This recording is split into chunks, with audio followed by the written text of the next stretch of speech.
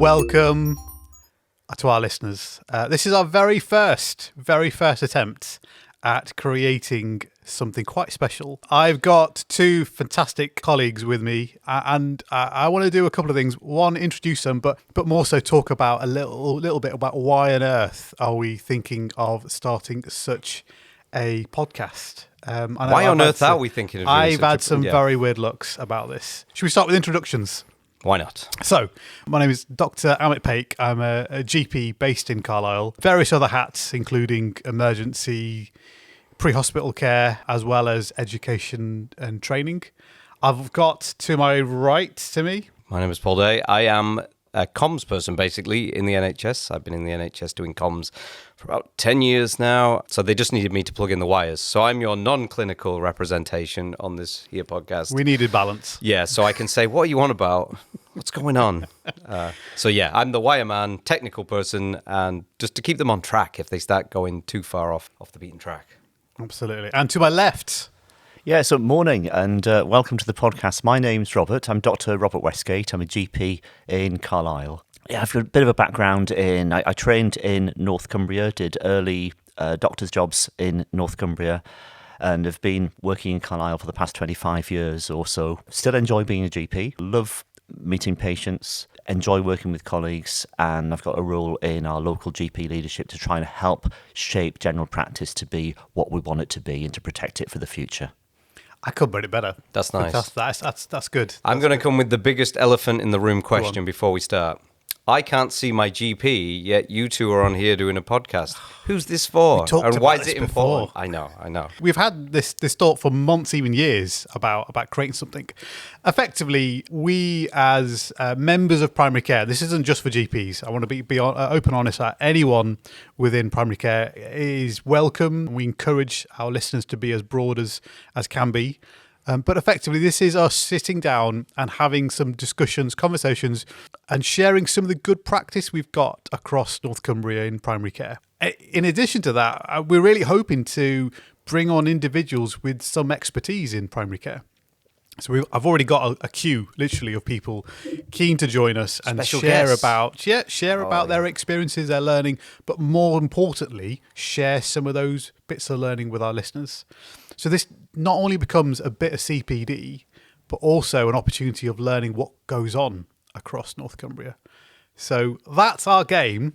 Robert's looking at me with concerned all I'm thinking eyes. about is, in response to the question, it's a really valid question. Why can't I see my GP? Well, people do see their GPs and see the GPs more than ever before, and more appointments have been offered now than there were in equivalent time prior to the pandemic. But general practice is really, really challenged, and the workforce, the pipeline of workforce just hasn't kept up with the demands placed upon the service. And it is hard, it is really challenging. And I want it to be better. And there's lots of stuff going on to try and improve things, looking at training, looking at different ways of working, looking at skill mix across our workforce. I think part of this podcast is just taking a little bit of time out to reflect on things, to share some of the positives, to think about our own well-being, our own attitudes, to maybe lighten the mood. He said in a very serious voice, lighten the mood. He even did the head tilt, the very serious head tilt. Was that left or right, Paul? I can't remember. It was all too spontaneous. there was a twist to it. But just to slightly lighten the mood in what is a very tough job, I think, at the moment. And in terms of, I'm a working GP, as is Amit sitting across from me. I wouldn't like to guess the number of hours a week that I spend either in front of patients, on the phone to patients, or doing all the other stuff that I need to do in helping to run a GP practice. That this is just a short bit of time out in an otherwise very busy day, but just to share something, reflect on what's going on, and hopefully lighten the load a little. Absolutely. So look, if you're keen to hear more, learn more about what goes on across North Cumbria, and you could be, again, any end of the spectrum, be that currently a trainee with aspirations of working in primary care, all the way through to a very experienced individual who feels they need to top up on some of their CPD, we welcome you with open arms and thoroughly encourage you to subscribe to our podcast as and when it filters down.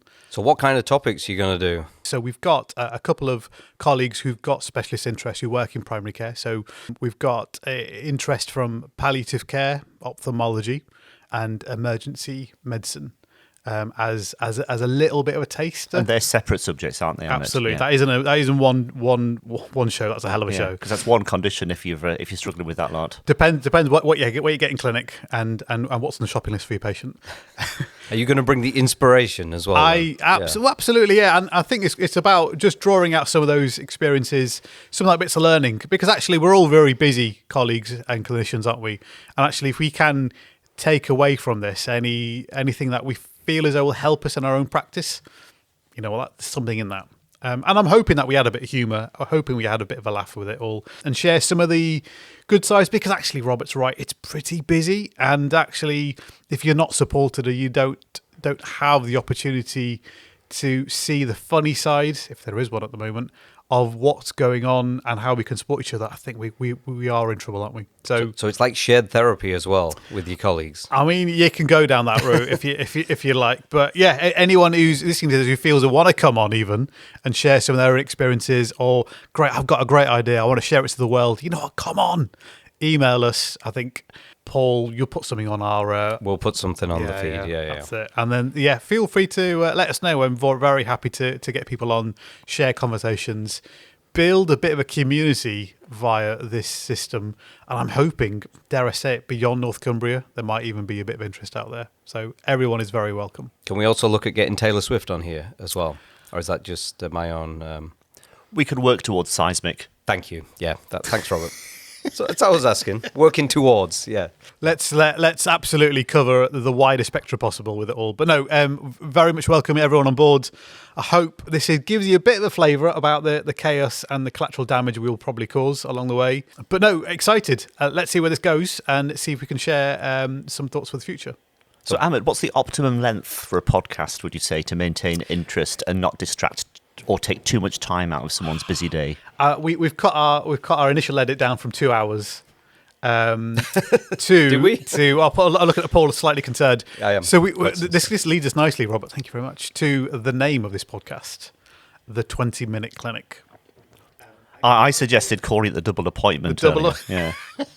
You're very good at the catchy slogans, both of you. So the idea is that we're all busy, and I'm hoping this kind of is something that we pick up in the car, or maybe when you're out for a walk with the dog, or you've got 20 minutes at some point in the day to be able to listen to what goes on.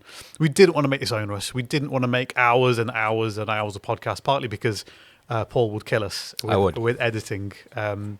Several millennia of because once they get started talking, and you haven't got time for that anyway. You haven't got time for that. You're absolutely too busy. not. So short and sweet. I was just thinking, when I first started work, a double appointment would have been slightly shy of 12 minutes. In my mid-career, a double appointment would have been around 20 minutes, and in my current career, a double appointment is, call it half an hour.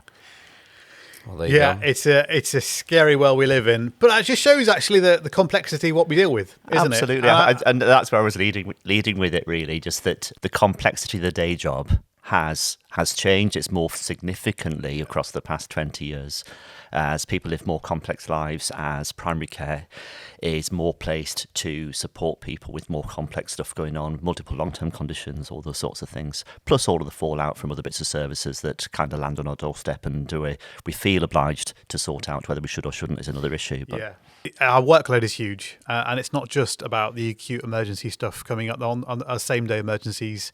The spectrum is huge. I hear it from our colleagues in the hospital. I hear it from friends of mine who work elsewhere. There is a real awe, isn't there, about what we can manage in primary care and how well we do it in a way to look after our patients, continue that continuity, and avoid those emergency presentations that we often see. And more than half of our work should be, and probably is, non-acute presentations. Yeah. But acute demand tends to trump how we work. And that skews behaviours. But the strength of general practice is having that flexibility, isn't it? It's the supporting somebody who's living with a long-term or multiple long-term conditions. It's the prevention, it's the screening, it's the cradle to grave, plus the acute presentation and knowing what to do with it. Absolutely right. And I think we see this from our own registrars. Yeah, we're both trainers currently at the moment, and we see how there's opportunity of developing those skills in our incoming GP colleagues. We see that from even our trainee ACPs, don't we? Really about these generalistic skills. So yeah, we will continue to try to unpick some of these skills, share them with the world, and hopefully people take away with something from this. So I hope that is helpful. Is there great things happening in North Cumbria? Absolutely. So I'm guessing you'll be sharing those fabulous things going on. What a question. We're surviving. I may have set you and- up with a question there. Yeah, we're surviving, and we're surviving well in very difficult circumstances, is what I'd say. But yes, some good I stuff think going there's on. more than survival, isn't it? Survival is very much about getting the absolute, absolute kind of struggle with a day job. There are many people out there, but I think there is pockets of really good practice that gets done across North Cumbria at a time of very significant pressure. Let's not kid ourselves. Yeah, there are practices out there really on the edge. But I think we've got to celebrate the fact that people are coming to work still every day and sitting down and going, right, I've got a list of patients I really want to get through. And they're doing so with a real desire of looking after their patients. And there has to be hope, doesn't there? There has to be hope. Otherwise, I think we'd all weep. And today, I'm look out the window. The sun is in the sky. I know how it feels. It's a new dawn. It's a new day. And we're feeling good, even though it's hard. That's poetic. I'm sure he was about to break out in a song there, wasn't it? We've I was got to waiting really for it. keep him. What's the biggest challenge then, would you say? And it's a really big question, Paul. Maybe that's for another podcast. Yeah, I think in summary, the biggest challenge is that the job I would like to do, I haven't got enough hours in the day or enough people on the ground to do it. That's the biggest challenge. And as a result, I end up having to either cut corners or prioritise or ration or just not do some stuff which I would want to do. And that's hard. So I think fundamentally it's a demand issue, it's a workforce issue, and it's a funding and resourcing issue. Dare I say, I come at this from the other end of the spectrum, Robert, which is very much longevity. How on earth do I do this for the next 20, 30 years plus? That's probably a question on my mind that kind of worries me. Does it keep me up at night? I'm not sure that far, but it does play in my mind, particularly where I see some very, very senior colleagues retire with the big 3-0 being passed in their career landmark, which I thought was fantastic. But how on earth am I going to get to 30 years in the current state? And a challenge, I guess, to you, Amit, as well, is are you in control of your destiny in general practice? And how much can you shape general practice and primary care to be the vehicle that you want it to be? This is it, isn't it, really? And I think the beauty is what I love about general practice is that you very much are able to, within a practice, within a established partnership or other models, to be able to have a say in the direction of travel that your practice can go in. And therefore, there's real opportunity there to shape it to that benefit. I think the forces beyond the influence you can have on your practice is what worries me. And that's exactly what you said, the pressures of the day job, the incoming demands, the pressures and the almost movement of goalposts, can I say so politically incorrectly? I know. Well, look, let's be honest here. This is an honest podcast about changing landscape, about contracts, enhanced services. I think it's not just the goalposts, it's the entire pitch. I think it's the entire stadium, Robert. So I think those are the things that we can feel as though we can do as a lot within our influence, our reach. But I think there's huge external forces at play. And I think you can get overwhelmed. And I think there's probably moments early in my career I did get a bit overwhelmed going, goodness me, I really want this to happen, but I can't. And it's really frustrating. But I think I'm learning. I still say I'm learning to understand how those are and remember that ultimately there is me and a patient in front of me. And if I can do a really good job to make sure each one of those end up having a really good experience, they're safe and they're looked after, that's the ultimate ability for me to influence within my reach.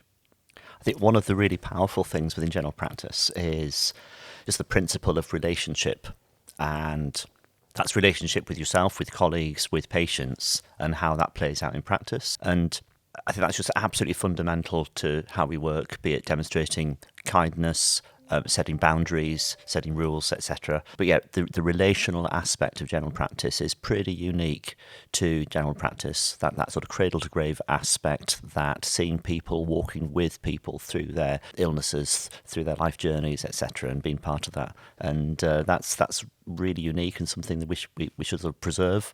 In what's increasingly a transactional sort of Amazon Prime, other supplies are available type of world. I would go as far as I read something called the Uberization, which I love, the kind of Uberization of it all. And yeah, Carlisle hasn't had Uber reach to it yet, I think. But I think it's coming effectively. And I think the risk is that we create a healthcare system that is a transactional one. And I think there is a role for it, for a quick access for patients who need urgent input, fine.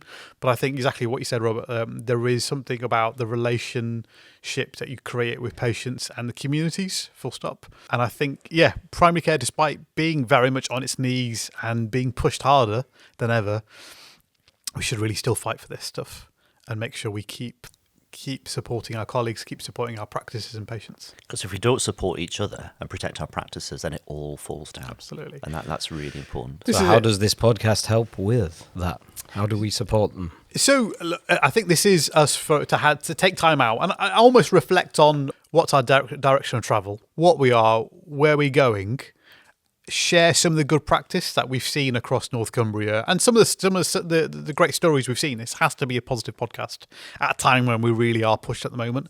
But I also want to make sure that there is opportunities for CPD.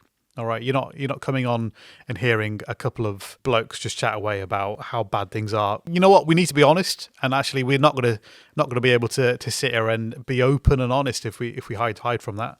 But I think also CPD. I think if we can offer our listeners the opportunity of hearing about some of the advancements, changes, be that guidance nationally, locally, that can probably be really helpful. I'm really keen for people to take away something from this. One of my now retired colleagues once said that typical general practice is often viewed as pale, male and stale. And I think that's something to challenge and reinvigorate. And the challenge begins. If it's a 20-minute clinic, do they often run over or under? I feel as though the 20-minute clinic is a great name for this. And actually, we were bouncing around the room when we came up with it. But I think we are going to be hopelessly over. No, I think we're about on 20 minutes. Are we? Or maybe just under. That's why I was just checking Goodness me. how long these might be. Let's just especially say, when you've got special guests. Well, when you apply consultation skills to a podcast, I mean, you're thinking about structure, about direction, about teasing out what you need to, about reaching the right conclusions, and then having a bit of downtime for yourself to reset before the next part of the day. Absolutely. This is it. This is it. I feel as though we do need to be bringing somebody on board to the podcast for consultation skills. Anyone who's intrigued and keen to join us, fire an email. We will get you on, absolutely. So I feel like that wraps up this introduction nicely. I'm really excited. I've had a few people look at me funny when I mentioned it, but I think we can make something from this and we can take it somewhere. There isn't anything out here that represents us in Cumbria. So, Amit, have podcasts been done before? Oh yeah, I mean, there's podcasts being done nationally, and there's the kind of huge organisations that run podcasts. But I think we've got something missing here, something a bit more regional based. Hell, even the north of England, even I don't think there is anything there. So I'm really excited. I'm really keen to grow this and see where we go really with this. Well, I just finish off by saying thank you for inviting me to be part of this initial podcast in North Cumbria. Thank you, Amit. No trouble at all. And Rob, I'm sure we will get you back on again because there is much to be spoken about. I feel about contracts, LMCs, and even the direction of travel. You're always infinite wisdom holder when it comes to this sort of stuff. So we will no doubt invite you on, but I appreciate your time today. And Paul, thanks for putting up with me, mate. That's all right. We're not filming it yet, Amit. Just saying. This is audio only for now. This is, we'll keep it. We talked about this, anyway. It was baby steps initially. Yeah. But look, no, I'm really glad. I'm really grateful for your help in getting the kit, setting this up and supporting this crazy vision we've got. Appreciate everyone's time and join us again for another conversation, 20-minute clinic. Thanks so much.